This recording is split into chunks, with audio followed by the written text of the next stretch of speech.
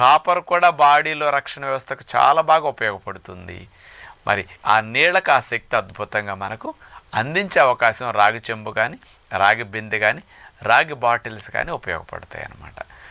మనం day time తాగే నీళ్ళన్నీ కూడా మరి బయటికి వెళ్ళిపోయినప్పుడు ఎవరన్నా కావాలంటే రాగి బాటిల్లో ఉదయం 9-10 బయటికి వెళ్ళేటప్పుడు పోసుకుని పట్టుకు వెళ్ళండి. మధ్యలో మనకు కావాల్సినప్పుడల్లా త్రాగొచ్చు. కొంత తక్కువ ప్రభావం వచ్చినా సరిపోతుంది అనమాట, అంతకంటే ఎక్కువ అవసరం ఉండదు. అలా పట్టుకెళ్ళొచ్చు అనమాట. మార్నింగ్ త్రాగే నైట్ పెట్టుకోవాలి. నైట్ బిందులో పెట్టే నీళ్లు మిగిలేయాలని ఈ నీళ్ళనే రేపు సాయంకాలం వరకు కనుక ఈరోజు సాయంకాలం వరకు అట్లా వాడుకోవటం వద్దంట నేను. ఎందుకంటే రాగి యొక్క ప్రభావం ఆ నీళ్ళకి ఎక్కువైపోయి వాసన మారిపోతాయి, టేస్ట్ బాగోదు. రాగి యొక్క ప్రభావం మరీ ఎక్కువైపోతుంది.